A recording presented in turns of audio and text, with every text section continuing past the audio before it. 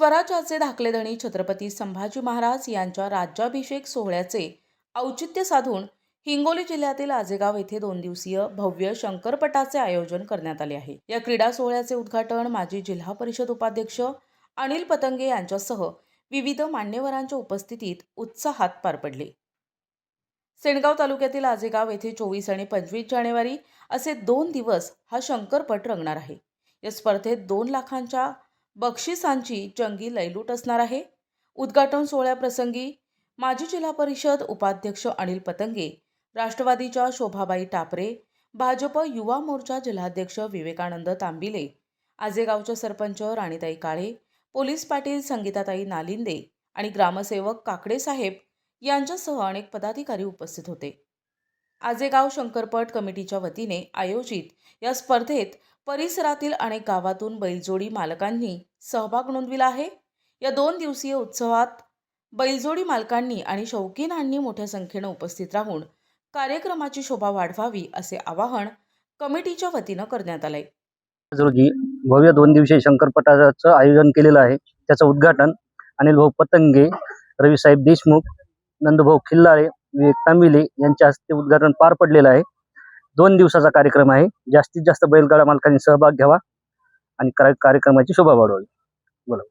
1,21,000ची जंगी लूट आजेगावमध्ये ठेवलेली आहे। प्रथम पारितोषिक शोभाबाई तुकाराम टापरे राष्ट्रवादी यांनी दिलेलं आहे। दुसरं पारितोषिक विवेकानंद किसनराव तांबिले सरपंच वाघजाळी यांनी दिलेलं आहे।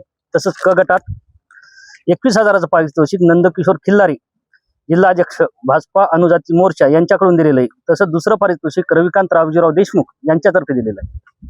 असे एकूण 40 बक्षीस आहेत। श्री छत्रपती संभाजी महाराज यांच्या राज्याभिषेक सोहळ्यानिमित्त दिनांक 24 आणि 25 जानेवारी 2026 मोजे आजेगाव तालुका सेनगाव जिल्हा हिंगोली 2 दिवसाच्या भव्य शंकरपटाचं आयोजन करण्यात आले।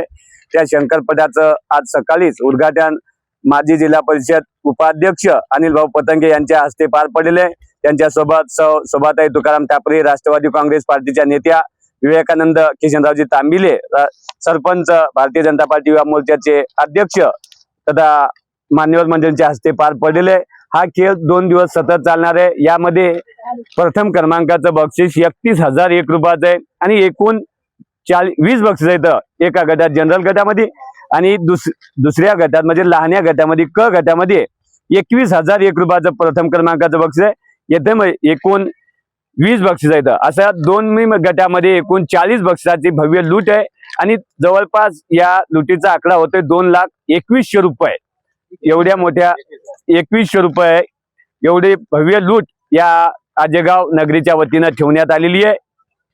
आणि या 2 दिवस सतत चालणाऱ्या या खेळामध्ये आलेल्या जे परिसरातील बैलमालक असतील, कास्तकार बंधू असतील, शेतकरी बंधू असतील, त्यांना आम्ही विनंती करतो की आवाहन करतो की या शंकरपटामध्ये जास्तीत जास्त बैलमालकांनी आपल्या बैलजोड्या घेऊन हजर उपस्थिती दाखवावी आणि या शंकरपटाची 2 दिवस शोभा वाढवावी एवढीच आम्ही सर्व बैलमालकांना विनंती करतो। प्रतिनिधी फारुख शेख, NTV न्यूज मराठी, हिंगोली।